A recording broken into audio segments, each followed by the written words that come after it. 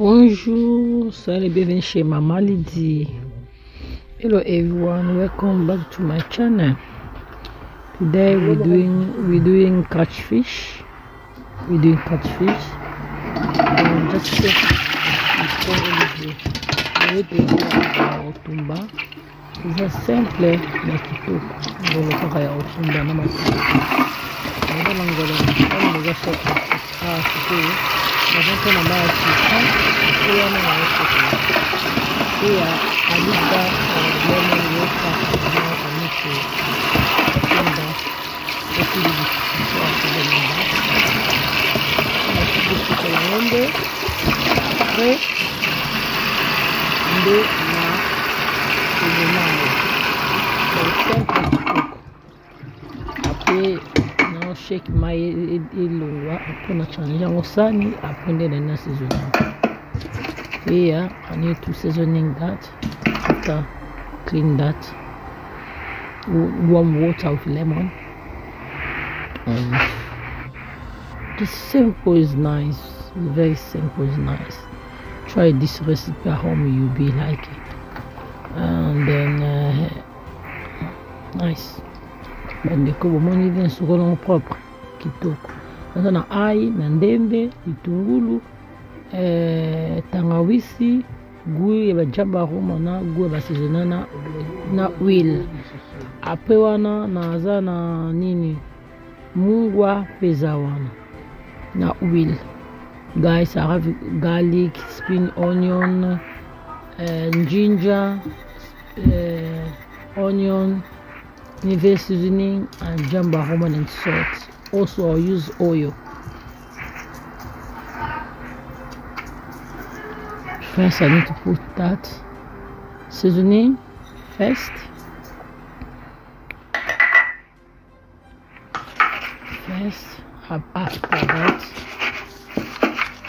After that, put jamba roma in the seasoning sauce.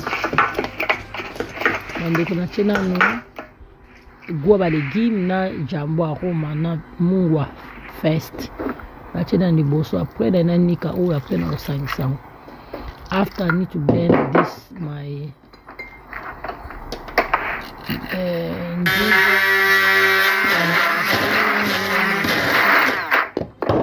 mix it.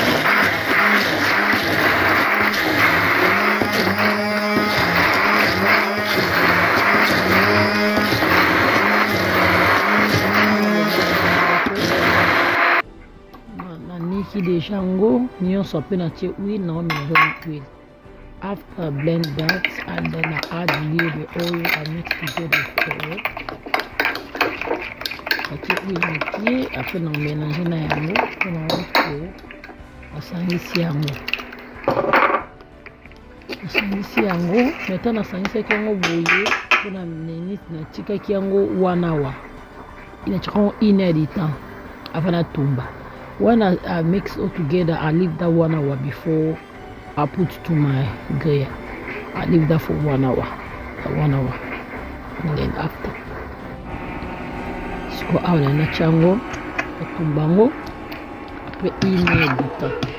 On écoute bloc solo, et puis faire un micro de bloc moins solo.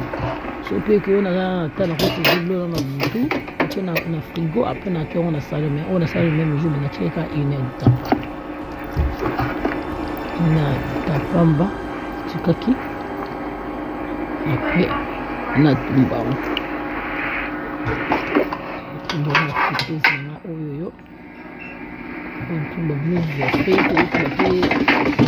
kwa tumba kitoko ndio kwa makala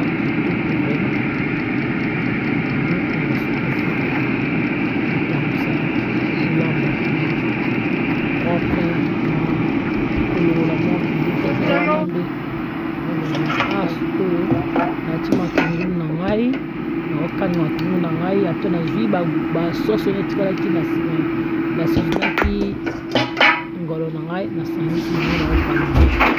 Here you can see guys, I have my onion. I need to fry my onion. I get the sauce when I'm seasoning my catfish. I get that sauce I put together with onion.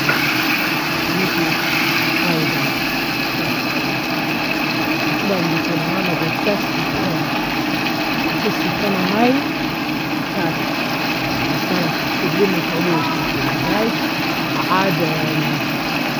lemon juice inside my sauce. Lemon juice, that inside it was so delicious.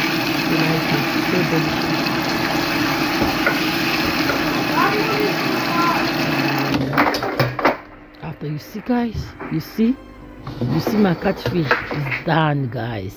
But the bomoni ngolo na ngai belly, mone belly, necha maka bomeka. Ni okotumba na fupu otumba pe na pareil no sozana. Necha maka la bandeko. Rien à dire. Ce qu'on a nacha ba sauce na ngali ko bandeko to sala ko neti boyo ko lamba bloka o tika o boyika ko boyite. Faut que décorer on ça la vie ata muto za posa ko liate ka tanga mo présentation spéciale petit ko lia. Guys, now I need to add my sauce, my onion sauce in the top, my catfish. Ata muto za posa ko liate, guys, petit posa ko lia.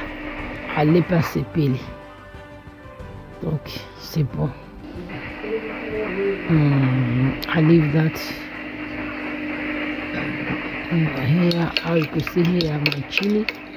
I already have my chili recipe in my channel if you want to go check it. Bande ko lasa dana ba pilipili na shenso limbo talango ezakitoko. Bande ko yango, merci pour botali bo partager ça bien, guys. Thank you for your supporting. You can share to your friend, family. Thank you. Merci. Nzamba pambolo. Bye.